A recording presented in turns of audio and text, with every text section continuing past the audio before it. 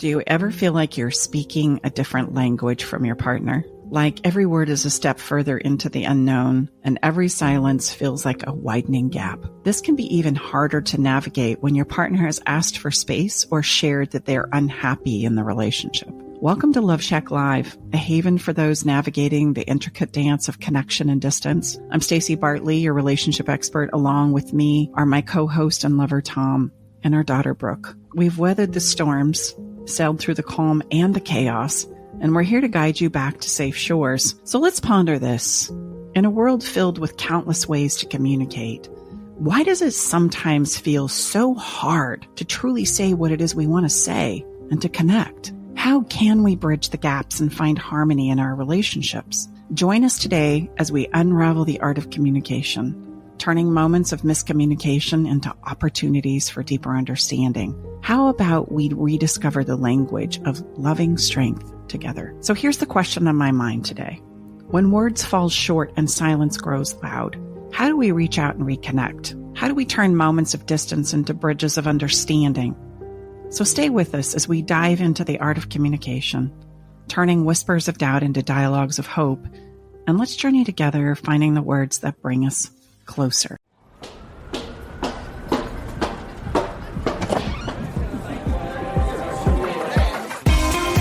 Hey, thank you for coming. Welcome to the Love Shack. Today's episode is part of a 4-part series.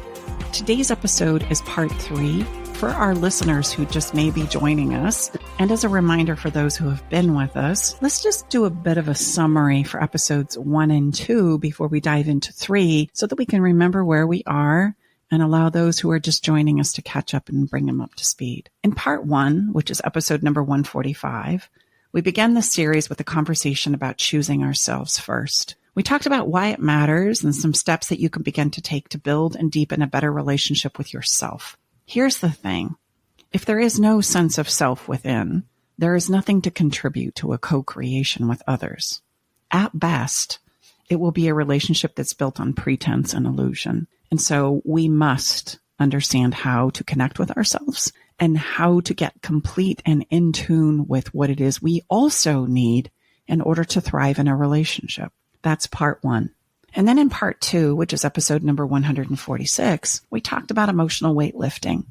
And for those of you who are new to my world, you probably don't know what emotional weightlifting is. So please allow me to say this. It is literally the skill and practice that enables each of us to truly utilize and benefit from our emotions, not simply react to them.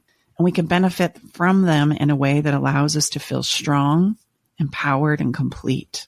We accomplish this by consistently building and strengthening our ability to recognize, understand, and manage our emotions and learn to express them in ways that leave us feeling inner peace. And then if that by chance is a mind blower for you, I just want you to know it's possible. That's all. So many times as a human being, the more common is just to simply react to the emotions that I'm feeling. And I think also that I must control the things in my exterior environment, i.e. the people, places, and things, so I can prevent the triggers of emotional feelings that I don't want to feel from happening. And so I spend an inordinate amount of time trying to control things outside of my control, growing more and more frustrated on the daily. And so this is why emotional weightlifting is incredibly important. It's also, parts 1 and 2, a precursor to what we're going to be talking about today, which is the role of communication. And before we can do part 1 and 2, let me say this again. Before we can do part 3, we actually have to have a working ability to do parts 1 and 2. We can't just simply dive into communication as though that's the thing that's the problem, although I'm sure if you're like most of us human beings, that's the very thing you think is the problem. We don't talk, we don't share. Well, let's just dive a little deeper to uncover why don't we talk and share. And what we start to find is that I don't have the ability to regulate myself when I hear things that don't really work for me or that I don't understand. And we back up even further, I start to realize I don't even know who I am and what I need. So of course I go along with what you want to do and then realize down the road, this doesn't work for me. And it creates a tremendous amount of many of the challenges that we find in our relationships. So part 3 is building on parts 1 and 2. They're important, and there can't be steps that we forget. So are you saying that before someone listens to 147, they should go listen to 145 and 146 first? Mm-hmm. You can listen about communication, but I would encourage you to go back and listen to 145 and 146, because I want you to realize these are building blocks, right? We can't just dive into communication and think that we've got, oh, okay, I've got these really great frameworks and I've got these really great phrases that I'm going to give you today to say what it is you need to say, because the whole thing is going to go sideways the minute somebody says that A, something that's not part of the framework I'm giving you, and B, you find them saying things back to you that you don't know how to regulate yourself around. So it will be tempting to just think that you can dial in on this one, because I can tell you that, or share with you that I think Stacy and Brooke would concur that the 95% of everyone that reaches out to us would list communication as one of the top 2 or 3 issues that's going on between them and their special someone.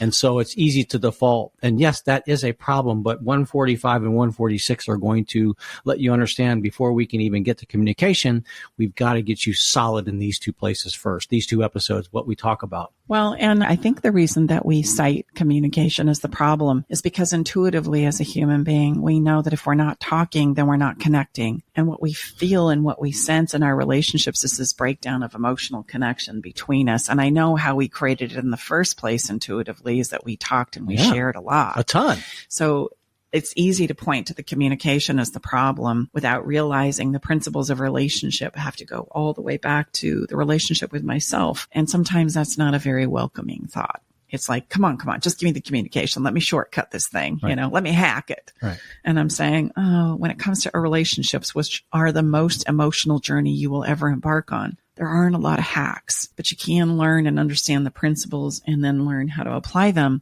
And that's going to take you much further than trying to hack. And I would say that is the hack. That is the hack, to really understand how we're wired as humans. It's not as confusing, I think, as we're often led to believe. And once we can get you grounded there, then all of the dots really start to connect faster. And we hear this all the time. So stay with us. Yeah. Let's start with communication then. We've shared with you where it is we would like to point you instead. But while you're here, let's talk about communication. Let's give you what it is you need to know and understand to improve your communication.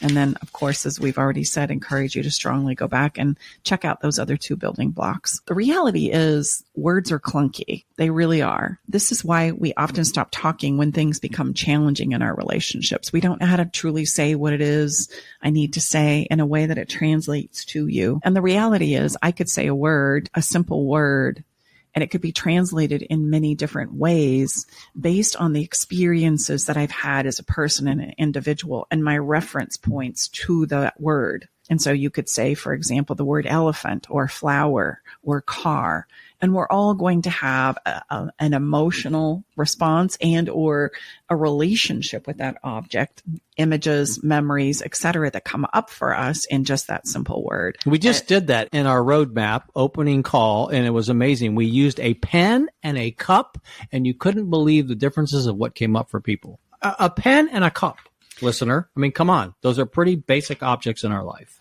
And now you start to think about trying to share complex emotions that nobody is feeling but you, and expect that to translate and that somebody's supposed to understand what is going on inside of you. What we tend to do is dismiss them. If I don't relate to it as a human being, then I'm going to simply dismiss it. Oh, don't worry about that. That's no big deal. Get over that. That's not a problem. And you're like, what? This is really something that's important or valuable to me, or something that's really hard or difficult for me. I can't believe you're just sweeping me aside. And then we can start to make up, you're so insensitive. You're so cruel. You're such a narcissist. You're such a power and control person. And what it is really very human of us. If we don't relate or understand or have some link of association to what it is you're saying or what it is you're sharing logically and emotionally, I have this tendency as a human being to just dismiss it. Like, yeah, don't worry about that. That's no big deal. Without realizing, and when I do that, the person that I'm just trying to help, the sweetheart message is I'm trying to help you feel better, help you get on with things, help you realize it's no big deal because it's not for me from my perspective. So here's what I do. Just do that and you're going to feel better. We don't realize what we're doing is we're actually dismissing the experience the person is having right now. And it would behoove us to learn in our communications to say, wow, I don't really understand that, but tell me more. What's that like for you? And that's why that works so well, is because I'm suspending what I think I know about what this person is going through. And I'm truly in that statement admitting I don't. And let me just walk with you for a moment. And that's truly empathy. I don't understand what you're going through. I really don't. I've not been through it myself, but I'm willing to understand and allow you to share that with me. So let me walk with you as you tell me about your story. And we're not very good about that as human beings. In fact, we don't, in my opinion, have enough conversations about this. And so we compete for whose emotions and thoughts around these items are more valid than the others. And that's where, if you start to really think about it, our fighting happens, right? You don't understand where I'm coming from. Yeah, I know. And you don't understand where I'm coming from. Okay, well, you understand where I'm coming from. Take a minute and do that. Screw you. No, I did that last time. You understand where I'm coming from. And now we have a really good revolving fight on our hands. So when this becomes so challenging and we realize we're in a cycle of fighting, or we've called a truce by saying, I can't do this anymore. I need some space to figure out what the reality is, because if my world is so chaotic right now, I don't know what ends up. I want you to see it as a real sweetheart message. What's happening here is we're all erring on the side of caution because a couple of things have happened. Number one, I've tried to communicate with you. I've tried to sincerely share with you what's happening for me, and it's been dismissed. And number two, maybe in the dismissal, we've even fought about it. And the reality is I don't know what else to do, right? I don't understand how we get here, number one. And number two, I don't know what to do instead. So you know what my best option is as a sweetheart message? Is I go silent. Mm-hmm.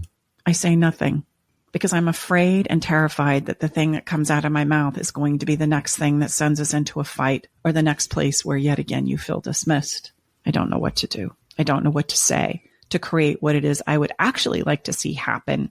So I'm going to go quiet. I'm going to stop in hopes that that will take us to a better place. Yeah, I remind people often, like, it's many times just kind of that last gasp of air, so to speak. I mean, it's all that we have available in our limited toolbox, metaphorically speaking. And so we know if we continue down this place where it's not going well for either of us, I've got to take literally some space, some physical, like, I cannot do this anymore. I'm seeing this is going nowhere fast. The race to the bottom, as Stacey likes to say often. So it's just many times because we have a limited skill set as what other options are available for me when we're not doing well. Mm-hmm.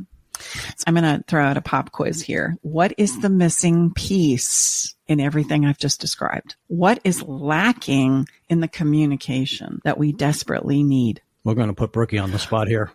Emotional safety. Mm-hmm. And in that emotional safety, what is my goal? The only one goal for communication overall. To be understood. Understanding.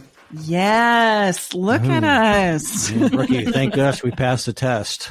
I would actually say maybe there's two goals, just because if people don't understand what emotional safety is, which that's understandable if you're a new listener, perhaps.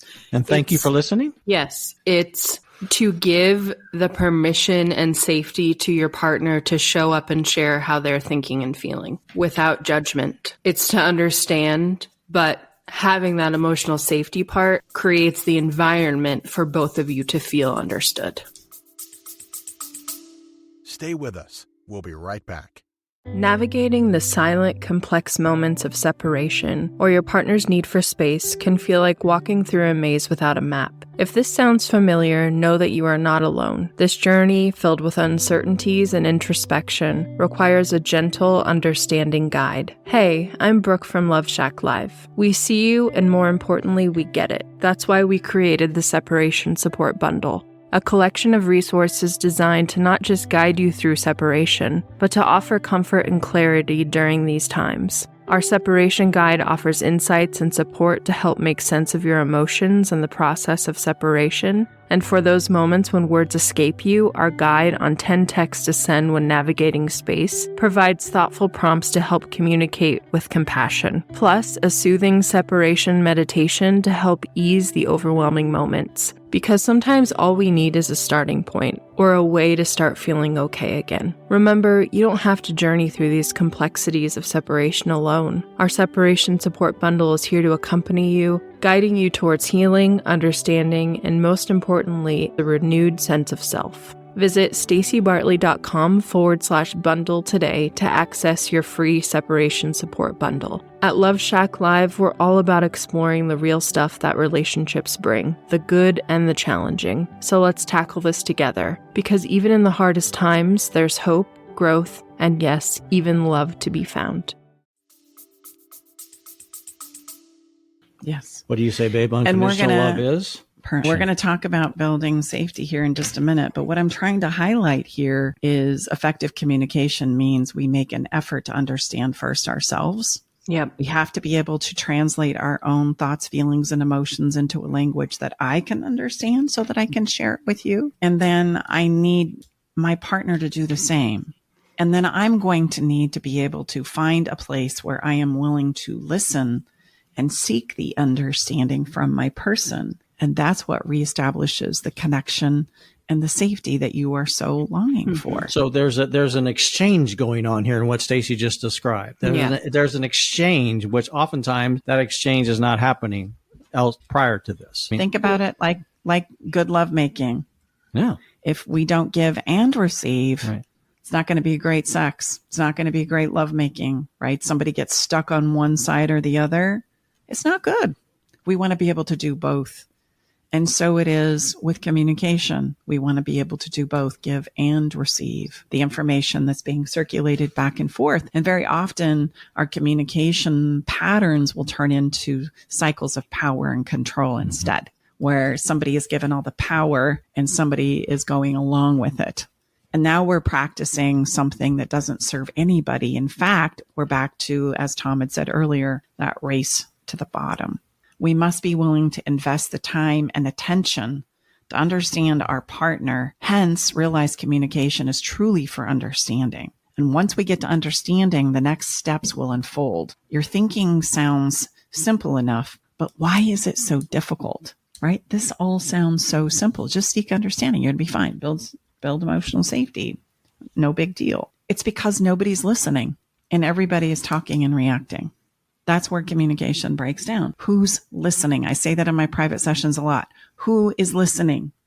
And what you'll find in those moments is nobody's listening and everybody's trying to push their point of view and perspective on the other. If nobody is listening, then there cannot be any effective communication. It's interesting that if we were to wait and let our special someone speak and share first, then we won't get our opportunity. And maybe that has been the case in the past. I think, would you say, babe, that's why it's so, no, I got to go first, because otherwise I'm not going to get my piece out, right? So, well, just realize and recognize that cannot happen unless you personally allow it to, because you have the power within you to come back around and say, hey, you know what? I've listened to you. I've done my best to try and understand where you're coming from. I would really appreciate you doing that for me now. Mm-hmm. But we don't. So we just let it slide like it's meaningless. And in that, I'm saying I'm meaningless and what I have to say isn't important. And that's the beginning of setting up that power and control cycle where somebody's calling the shots and I'm playing along because I don't want to rock the boat. I've lost the ability to advocate for myself. And we're going to go through these building blocks of communication step by step, and asking for what it is I want and need is a part of that, because we cannot lose our voices here. If we lose our voices, it's very easy to turn into some kind of a power and control position. And then I find myself going along with a whole bunch of things that I didn't necessarily feel good about or desire in the first place, but I do it for us. And we think that that's unconditional love. And it's not. It's actually the sacrifice of ourselves and our relationships. The reason why is I show up in my relationship as good as I feel. And if I don't feel so good in it because I'm falling apart, I'm feeling dismissed, dismantled, criticized, less than, unworthy, then I'm going to show up like that. And so that's not going to be a good co-creation either. You deserve a place in this co-creation, and it's on us to make sure that that is a placeholder, that there is a place for us. And we struggle with that as a human being. So Let's go back to emotional safety as the first building block of communication. Now that you kind of have an overview, like high level vantage point in regards to the things that we're going to be talking about and why we're going to be talking about them. Building emotional safety is absolutely first. I did a lot of industrial work in my previous life, and I can't even tell you how many safety meetings I've sat in where the whole mantra is safety first. And so when we talk about safety, that's always where I go back to, safety first, before we do anything. Safety first, think about safety. And it is so true when it comes to our relationships. I want you to also understand the Gottman Institute of Relationship Research has concluded that the first 3 minutes of a conversation will determine the overall outcome 96% of the time. Wow. Like the way you set this thing up is going to determine the outcome 3 minutes in. If it doesn't go well in the first 3 minutes, it's probably not going to go well at all. With almost 100%. That's a pretty powerful statistic there. So the way we begin our conversations is exceptionally important. So how should we begin? In my world, I would say with fairy dust, of course. And what is that? Fairy dust is on the onset of having a difficult conversation or navigating space or trying to decide and understand what's next and where are we going. I want to open that conversation up by saying a couple of things. Number one, I want to hear you. I want to hear what you have to say. I have some things to say, but I'm also willing to hear your side. Number two, I know there are good things as a part of our relationship too, not just bad, even though we're going through a difficult time. So I want you to know I really appreciate all that you've done and all that you continue to strive to do in our relationship. And number three, you matter to me. Even though sometimes, man, do you drive me crazy and I just want to yell and scream. I just want you to know at the bottom of it all, I love you. And that would be the best way you could set your relationship up for success right out of the gate. It also happens to be a really great way to create that emotional safety we've talked about. What's emotional safety? It's the ability to feel the way I feel and think the way I think. There's safety and permission there for that to happen. And then I give that gift to you too, because I recognize that we're not the same. We're not going to see it the same. We come from different backgrounds and experiences. And guess what? I'm going to honor that by recognizing I just want a chance to be heard and understood. And then I'm going to give that to you as well. So we start with fairy dust because we want to hedge our bet on that 96% success rate. I can also say to create safety, things like this. Is there anything that you would like to hear from me before we begin that would help you feel safe enough to share? And then I'm going to serve that up to you because I want this to go well. I want us to have a productive conversation. What might that sound like from, say, the person that you asked that? What might that sound like? I need you to not react to what I'm going to say. I need you to not judge me for the things that I'm going to disclose on the table. I would ask that you hear me out instead of jump in and cut me off. Those are the things that would really help me feel safe. Great. Awesome. I can do that. I can commit to doing that. Also, what it's giving you is what this person needs in order to open up and share with you. Recognize what's happening here. You want to have a conversation? Well, then get clear about what it is they need and how we need to set it up so they will open up and share. Instead of you just doing all the talking in the form of begging and pleading and coercing and cornering, pulling up evidence as to why they owe it to you or they're entitled to it. And instead ask, what do you need in order to feel safe enough opening up with me? And if you don't know, then I would ask that you spend some time and come back to me and we'll have a conversation another time. Yeah. And I would just stack on that it would be my sense that if you're not able to have these conversations, and most of us can't or don't, simply don't's better because we've not had a lot of training and modeling how this goes. My point here is, though, we want to set this up so it gives the environment and it gives the space to have it. If you're not able to have these conversations, it's probably because you're doing a lot of things that you or your partner has chosen to try it once or twice and it didn't go well. And you think, oh, heck no, I won't be doing that again. Right. So everything that Stacy's sharing with us is going to help fertilize and create a new experience of a place that, quite frankly, scares the bejesus out of all of us. Mm-hmm. It does. To potentially say what we need to say, and we've not been able to say it maybe ever for a long time. Or ever in our whole life. Is unbelievably scary. So we have to do everything we can to spread that fairy dust and to be congruent with what we say we're going to do and follow through and create what I like to say, create the conditions that make the result inevitable. And so environment is crucial here. Set this up for a win. What sacrifices emotional safety? Let's go the other direction. What sacrifices the emotional safety that now you probably understand is important, right? And if we were to all think about places where we open up and share, it's because we feel safe to do so. And as a human being, if I don't feel safe, I'm not going to say shit. I'm going to go along and I'm going to do a little surface talk and I'm going to go so deep. But you know what? That's as far as I'm going to go because I don't feel safe. So what compromises the emotional safety 9 times out of 10? Brookie, your question again. Defensiveness? For sure. What does that look like? I have a fun little phrase that says I just straight up lose my shit.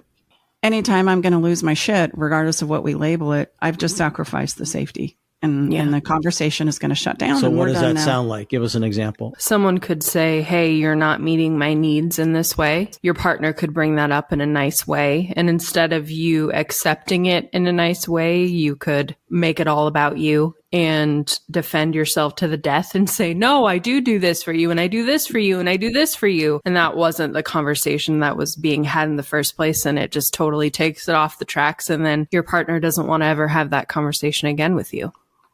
Or I could react and go, oh my gosh, I can't believe we're going to go there. I can't believe you're going to bring that up again. Aren't we done with this? Why can't you just move on? Okay, what am I doing? I'm attacking. The reason it's coming up again is because it hasn't been resolved. If it's been resolved for you, it hasn't been resolved for the other person. So guess what they're going to sit on? That. They're going to sit on that. And they're going to feel unheard and they're going to make up a whole narrative about you that they can't share or ask or be with you because every time you bring it up, they feel attacked. This is what happens, yes. Because you do all these things, I'm not going to do that. So that's what I mean. We have to be willing to hear some things that may push our buttons and that this is part of the process. And so if we respond the way we always have, we'll probably be fair. We'll get what we always have gotten. Well, and we all know when we're getting spun up or we're shutting down, we're trying to avoid and get the heck out the back door. And it's okay. What we need to learn to do is disclose it. I'm sorry, I can't hear what you're saying anymore. I've stopped listening. I want to run. This is really hard for me to be here, or I'm going to lose my shit. And let's take a pause. The power of a pause in these moments would be so well served if you would just simply disclose it without sacrificing the emotional safety. Instead, what we do is we just take it for as long as possible. We start saying and doing and behaving in ways that even us ourselves feel embarrassed and ashamed of on the backside when we look back tomorrow morning or tomorrow night over what we just said and did. And the disappointment of still not being able to reach and achieve those places of understanding and connection and communication continue to thwart us as the canyon and the gap between our connection continues to grow. And this is how it happens. I have to be mindful of not losing my shit or not collapsing and trying to avoid it or dismiss it. I have to just say, this is where I'm at. And I can't continue. I'm not listening anymore. Great. We can deal with that when it comes to the communication. Just be honest about where you are and pause the conversation, which sounds really simple. But as it's playing out in real time, I'm just going to let you know it needs practice because it's really hard to stop. And so everything you've described with all those sentences and ask and request and such, those would all be examples of emotional push-ups? Yes. There you go. Yep. That's why you need to know emotional weightlifting and know how to do emotional push-ups before you can get really good at communication. Right. Because if you don't know how to do that, the communication is probably going to be that we've just described, right? Somebody starts, oh, you're right. Okay. I'm going to listen. I'm going to hear you out. And then they start talking and then you stop listening because your brain's pinging all over the place. And then you have to react. You just got to say something. You can't hold it in anymore because I don't have a lot of emotional strength. And so I blurt out, I attack, I say something. And the conversation shuts down and nobody wants to talk. And then to bring that back around after the emotional safety has been sacrificed is really, really difficult, as opposed to saying, you know what, I'm starting to spin up. I'm not listening anymore. I'm going to pause right now and let's come back around tomorrow morning over coffee or tomorrow night when I've had a chance to calm down and get clear about what it is I truly want to say and what just happened for me. And then we think of communication as rounds, just like a workout, just like an emotional push-up, and know that every round that we embark on, regardless of whether we get through it and make some decisions, every round teaches us something about ourselves, about our partners, about our relationship, about what's possible. And we are looking for the next round, not a shutdown conversation. Okay. That's the win. We've been taught in our culture and in our society that we have one chance, especially when the subject gets put on the table. We've got this one shot at it. And I want you to know that's a terrible way to think of communication. Sometimes it's going to take us 50 rounds to make some progress in a direction that works and serves us all. And take the 50. Don't try and do it all in one, right?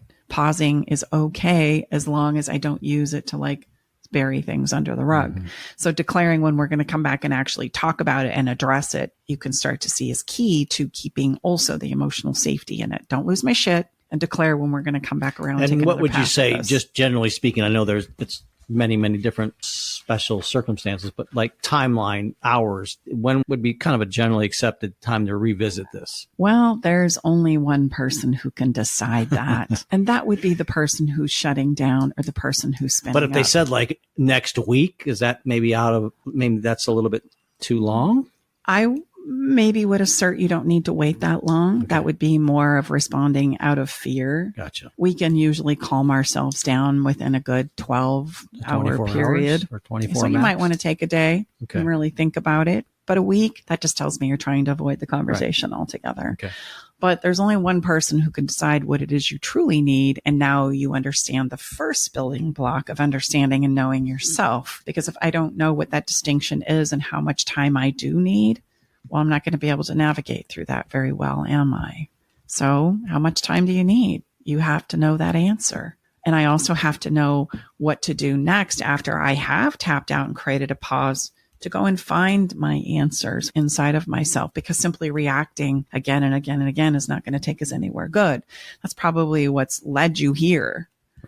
Right. So I want to go and be able to find those answers. And why am I thinking and feeling this way? And these are the things that I'm going to bring back to the table to share, to explore, right? To understand so that we can find a better way through this.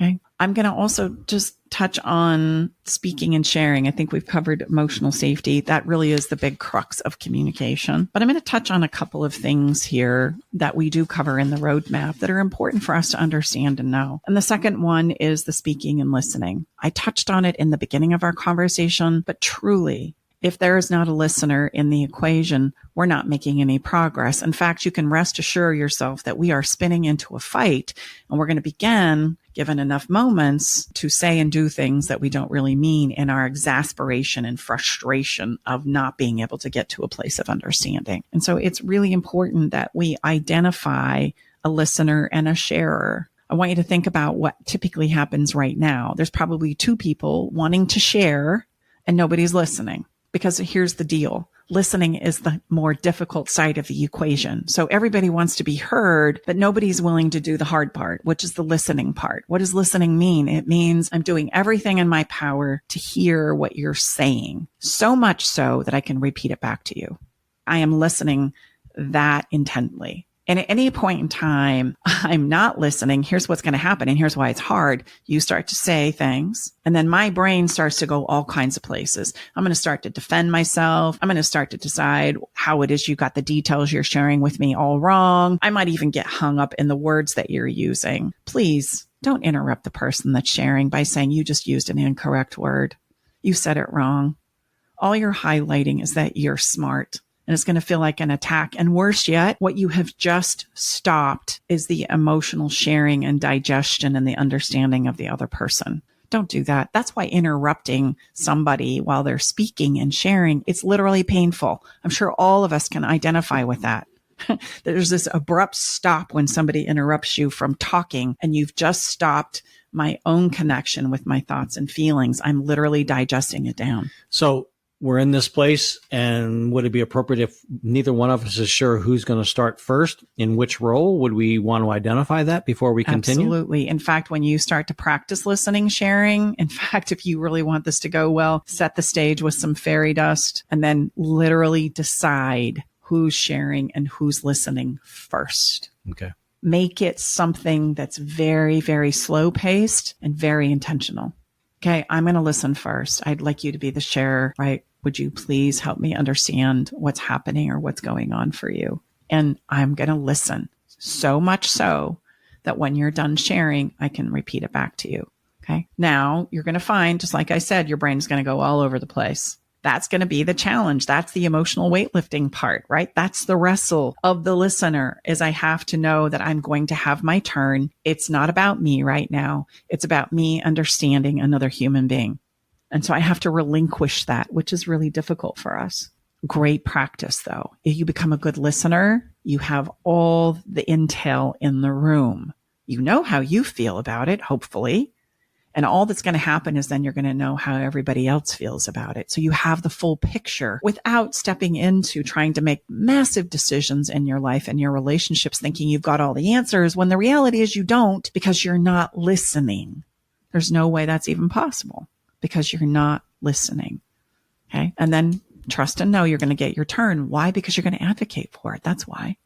You're going to ensure that it's a request, not a demand. It's a request. And if I give it first, you know how much more likely somebody is willing to listen to you when they feel heard? No problem. Absolutely no problem. Well, I mean, that's the power of reciprocation. I mean, it's proven. So, yeah. So we say give first and give fast. Be yes. the listener. Offer to be the listener first and let somebody else share to the degree you can repeat it back to them. For the sharer, the person that's sharing, try and get as succinct and specific as you can. Because listening is so hard and it takes a tremendous amount of bandwidth and effort. And brain power. Yes, it's really difficult. Please don't go on and on and on. Please just get to the point. Boy. Tell me where you're at. So be succinct. Be succinct and specific, which we don't do a very good job of. No, we don't. That's also something we're going to practice in the roadmap, and we do practice in the roadmap because we want to explain why and how I got there. And believe me, that is so not needed. Just tell me where you're at and what you need, please. The rest of that, just work through on your own if possible. That's the proverbial backstory that we all think is so crucial. Yes. And we don't need to explain. In fact, explaining is almost an not almost. It very much highlights sometimes that I need to explain and justify what I'm thinking and feeling when I don't. The fact that you're thinking and feeling it is enough. It's enough. End of story. Just disclose what it is. You don't need to justify it. You deserve to think and feel the way you do. Well, and would you say, babe, that backstory is because a lot of those conversations prior to what you're advocating and teaching is why we think we have to do that. You're earning your place in the room, so to speak. Yeah. But you don't need to do that here because we're setting it up for, it's a very different game that we're proposing here. And so you can cut all that out and it's going to be much more effective. Yes. And then the art of asking is something we've got to get good at. I'm just going to touch on it here, but asking is not something we're very good at. That was probably taught out of us when we were younger, say 2, 3, 4, where we were very good at asking, I want that, I want that, I want that, I want that. And we Typical response was, what do you think? The world revolves around you, Johnny? You just think you get everything you want, you know? And the thing that I wanted, I even did this as a parent, like what's so irritating about somebody asking? Has anybody ever thought to ask themselves that question? My answer to that question, when I would get so irritated when I'd take my 6 children to the grocery store, I want this, I want this, I want this, I want this, because I felt obligated to buy it for them and I knew I couldn't. I was just going to say, because it makes you feel like you're not enough. Well, and Brooks' brother used to not only ask, he would demand where I was going in the car when he was like 3 years old. He would try to tell me that he knew better than I where we were going in the dang car. As like a 3-year-old. And then when he was like 16, my mom said, Dustin, you're not allowed to go to Costco with me anymore because I end up spending hundreds extra when you come because I can't say no to you. Yes. And now he's in sales, so it's not a shock. The art of asking is something that we need to remember and learn again as an adult. We need to be able to disclose and ask for what it is we truly want. And we need to be able to do it in a way that it's not manipulative. It's not demeaning. We don't have to drop a hint. We don't have to get critical. We don't have to play power and control. The reality is we can just simply ask. And the best framework I can give you for that is literally what I'd like to ask you for is, and get specific and lay it down on the table. Just like that. Just like that. What I'd like to ask you for is this. Would you be willing to do that? And if you follow it up with the question, it's kind of a question that I'm asking for, followed by a question of, would that work for you? Is that something you feel like you can give? Is that something that would agree with you? All I'm doing there is asking for a response. And it also makes my question not feel like it's a demand. that I'm giving you the permission. Remember safety? I'm giving you the permission to say no. And what if they say, no, I'm not able to do that? Then I need to accept that. I can ask questions like, is it no now or is it no forever? Is there some conditions or circumstances that are playing out right now that are causing you to say no? Because sometimes we say no when I feel uncomfortable. Situational, if you will. Yeah. I don't know what to do instead. So I say no because this is really uncomfortable. There might be lots of reasons that I say no, and we want to know and understand that. And then how about, could you say, if the person says no, your partner, your husband, your wife says no, what would work for you? Yes. I mean, you could follow up with that. Absolutely. Okay. If this won't work for you, what would work for you, so that we can brainstorm some ideas, right? And this is where we can step into exploring and understanding what everybody needs and what everybody's willing to give and not give. We can have honest conversations about what everybody is truly willing to do and not do, which is what we need in order to decide how it is we're going to go forward, isn't it? Or do you want somebody to lie to you? Or do you want somebody to just not tell you? I mean, those are our alternatives. Or be very aggravated that they agreed to something that they really didn't want to agree to in the first place. So be mindful when you might be hearing some things that, yeah, okay, they're disappointing, but wouldn't you really want to know the reality of what's possible here? Or do we want to continue to live and pretend an illusion? Those are my choices. And I don't mean to be harsh about it, but I think we need to be real about it, right? So I've got to be willing to hear some things that are difficult. So asking is an important piece of communication that we've got to get really good at. And we've also got to be willing to entertain the idea of an ask and not feel like I've got to say yes, and to be able to honestly sit with it and consider what has been asked of me before I agree.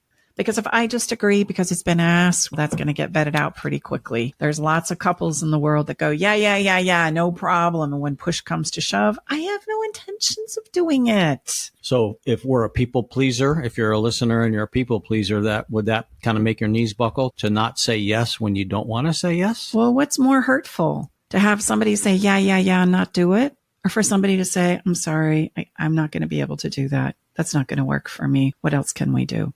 Which would you rather? And most of us would take the honest answer over being in the position of feeling betrayed, ignored, disappointed. It might hurt a little bit to hear the no, but I'd rather take the no than just have you not do it. Or to say yes and then it doesn't play out and it builds massive defensiveness and frustration. And resentment. Yeah, yes. Oh, my goodness. And we make up all kinds of terrible stories about ourselves, about each other. So I'm going to encourage you to take the honest route. Even though it might be difficult in the moment, it's the one that's going to see you through. And then the last thing that I want to touch on here is just the 4 C's. I have a framework called the 4 C's that literally is a framework that helps us stay on track.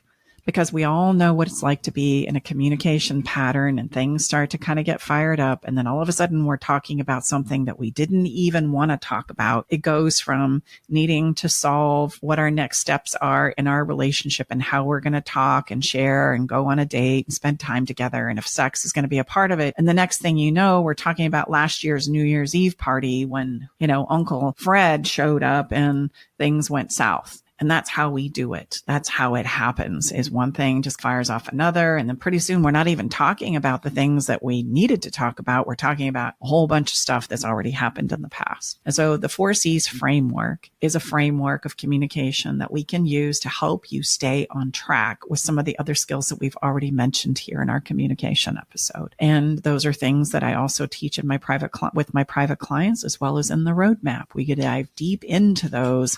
And unfortunately, we don't have time to cover them here today, but I just want you to know they're frameworks that can be helpful, so helpful to keep our communication on the track, right? So that we're not constantly derailing it. So the first C. Call it out, which is going to be practice and skill in regards to me disclosing what's working for me and what's not working for me. So what would that sound like? I'm recognizing and realizing I'm not happy here. I'm feeling like there's upset here, or I feel like there's unresolved issues in our relationship and I don't know how to solve them. And so what I'd like to ask you for, which is going to be the next step, which we've already touched on, the asking part, what I'd like to ask you for is if we could sit down and explore some things and create some understanding about why these things aren't working for me. Would you be willing to do that?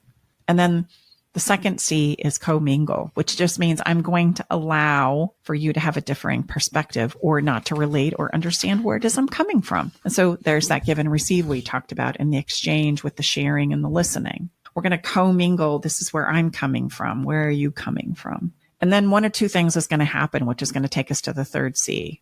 We're going to have to claim a spot. And we're either going to claim a spot together because we go, oh, okay, I got it. This is where you're coming from. And this is what works for you. And this is what works for me. And we've talked about this is what's possible. And we both go, yeah, let's try that. Let's go. I'm ready. That would be an example of claiming a spot together. So if you're navigating space, when we've talked a lot about this in the last 5, 6, 7, 8 episodes, is that claiming your spot in this place where one of the partners have asked for space and the other is on the receiving side? Is that going to be is that extra pressure on that third C of claiming our spot when we have a divide, a gap? No, not at all. In fact, it would be a conversation after space has been taken where you say, okay, how are we going to go forward? Okay, let's do a weekly date, and we're going to agree that it's okay to be intimate if we both feel like we want to. And we're going to check in with each other and maybe practice some communication and sharing for 30 minutes at the end of every day. And both of us go, check, check, good, good. Let's go. Okay. I'm ready. There might be an alternative to that, though, where somebody has come as far as they can in the conversation, which is the second alternative in claiming a spot. I might need to claim a spot for myself. There might be some things that were said that I need to digest down and understand for myself. I might have had a lot of emotion that come up for me that I'm not quite sure what to do with. There might have been some things that have been shared that kind of, quite frankly, blew me out of the water, and that's okay. I just need to claim a spot for myself. And it sounds a lot like, you know what? I appreciate what we've said and done here today. I appreciate the conversation. I'm going to need to pause now and go digest what we've talked about. And then I promise we'll come back around and we'll pick it up from here, and I'll kind of share some more with you about where I'm at. Maybe we're not in a place to declare what I just described as, okay, we're good. This is what we're going to agree to. Check. We're all on board. Maybe in the process of finding that, which is typically the case, we have to do some layers of exploration first, many exploration layers. And so I might get myself to a place where I'm collapsing and I'm shutting down. So I say so, where I'm starting to spin up and I can't listen anymore. So I say so. And that's my need to claim a spot on myself, for myself, declaring and disclosing. I've come as far as I can in this round, not forever, but just in this round. Let me go spend some time with myself, and then we'll pick it back up tomorrow. That's me claiming a spot for myself. And the last C is continue the conversation. And we continue the conversation by however it goes. I want to acknowledge the fact that we both showed up, which is hoorah, bravo, number one. If we're showing up for each other and we're attempting to gain the understanding that we need in this relationship, that's a huge win in and of itself. Just the fact that we showed up. Number two, that we've both shared, and we've both done a really great job of sharing and listening. Like, that's bravo.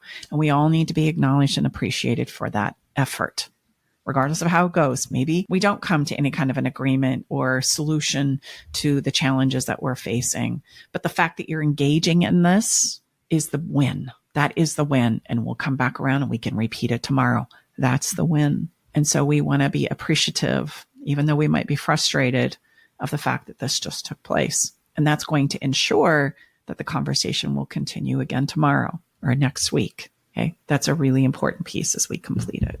So those are the 4 C's, and they help us just track our communication. I know I've thrown a lot at you in this episode, but there's a lot to cover when it comes to communication. And quite frankly, there's not a lot of really great information, in my opinion, about how to have conversations that are productive when it comes to love. Sure, we can have conversations about debate, negotiations, cells, but they don't help us when it comes to love. When you think about those, they really are weapons of manipulation more so than seeking the understanding that we need in order to decide how it is we go forward. So I hope that you take some of these things from this episode and try them out in your own life. Like, build some safety, do some fairy dust, try that on, and realize that as you set the stage, right? That's so important. It's critically important.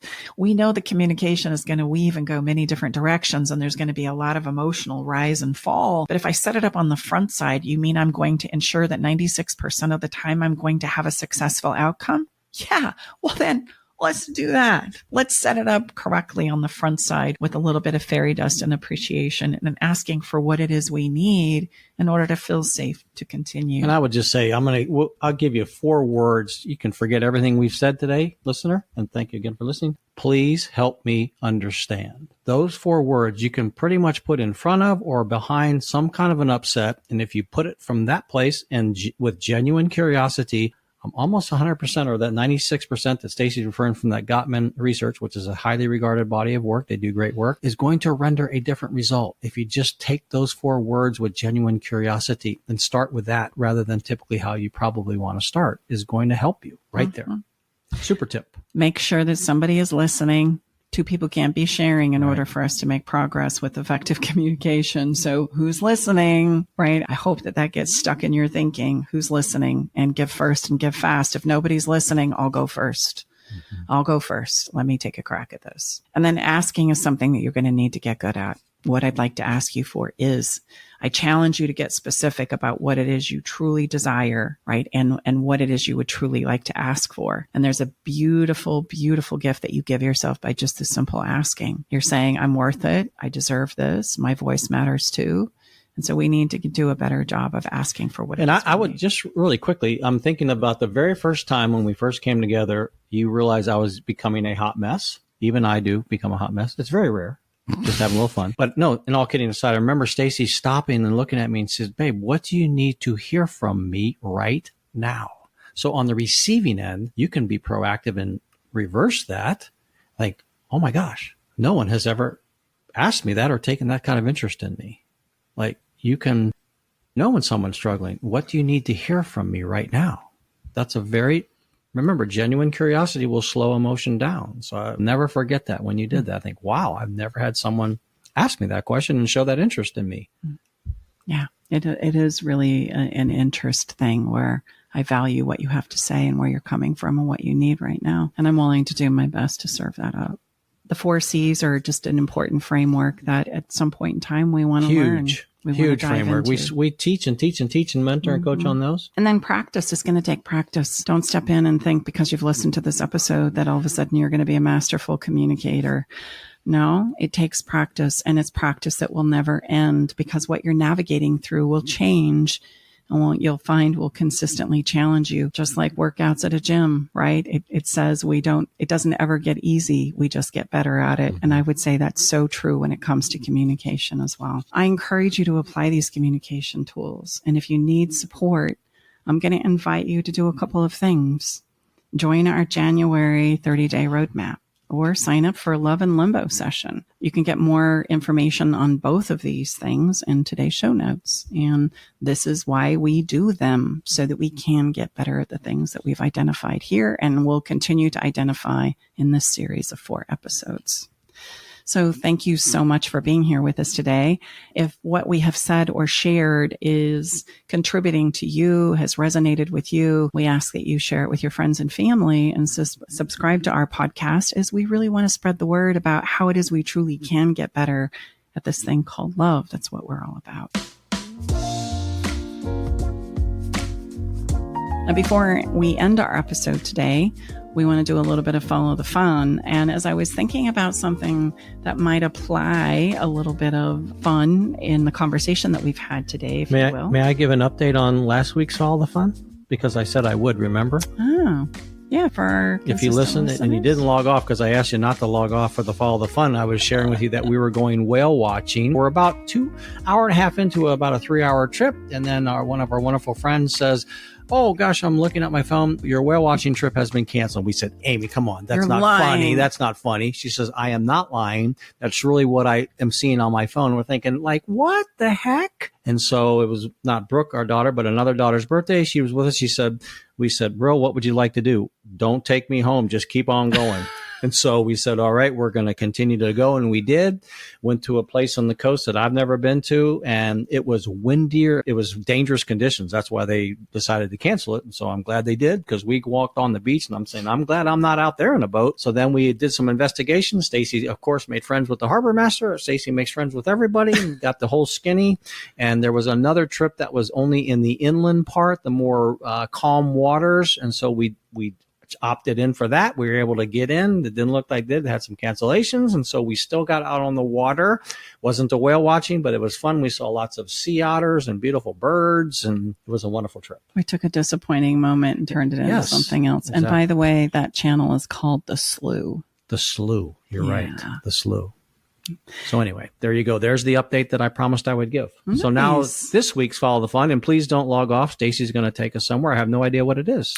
Well, I want you to pour your favorite beverage and get out a piece of paper. And I want you to think about all the things that are not working right now that you're frustrated about when it comes to your relationship. Maybe the one with yourself or maybe the one with your partner. And as we do that, there's value in the don't want. We just don't want to get stuck in it, which was what we have a tendency to do. And then once you've made that don't want list, I just want you to go back and intentionally say, this is what I don't want.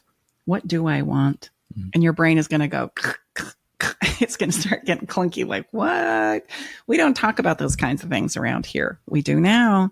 And then that will showcase where it is you want to go now, or what you need or need to ask for specifically now. And once we get to the want, we can advocate for it. We can brainstorm it. We can negotiate it. We can do a lot of things in order to move forward. And if we don't flip this don't want into a want, then we just keep fighting and banging on the don't want. So give that gift to yourself today with your favorite beverage. Like, just do a fun little exploration about what's working in my relationship, or to discover what's working in my relationship. And I can get there by, go ahead, just let your brain have its way with you. This is what I don't want. We're all really good at that, right? We're masters at that. And then flip it. And then would it be fair to say that I would know if I asked you what the favorite beverage that you would choose for this Follow the Fun? Yeah, it would definitely probably be a glass of champagne. Yeah. What would be yours? Likewise. We'll blame that on Italy. Almost 4 years to the day right now. Just a little fun fact there. As we wrap this episode up, as we do every episode, we select a song, and you're going to love it was a no-brainer. It was just an absolute no-brainer. Of course. John Mayer's Say what you need to say. One of his favorite verses in that song is, I'm acting like a one-man army, right? With the fears circling in my head, living out the same old moment. And that always makes me cry, because I think we all do so much of that. We all spend too much time living out the same old moment because we don't know how to do it differently. So beautiful song. Awesome. Always makes me cry. If there was a theme song for the reasons why I do what I do, it would be this, like, we need to have more conversations that come from the heart, saying what we need to say instead of just reacting and living out the same old moment again and again. And Brookie was the first one that ever took me to a John Mayer concert, by the way. Huh? Awesome. Way back when he was way less famous than he is now. Mm-hmm. Never forget that. Special dad-daughter moment. That is awesome. All right. Goodbye for now. Thank you so much for spending some of your time with us today. And it's truly been a pleasure here with you. And look forward to connecting with you again soon. Bye-bye. All right, it's time to leave the Love Shack. But before we part ways, we want you to know our door is always open, and we'll leave the porch light on, ready to welcome you back whenever you need a dose of relationship wisdom. For more resources and tools, visit us at loveshacklive.com to dive deeper into the topics we've explored and find additional support for your relationship journey. Stay connected by subscribing to our podcast. Thank you for being part of our Love Shack Live community.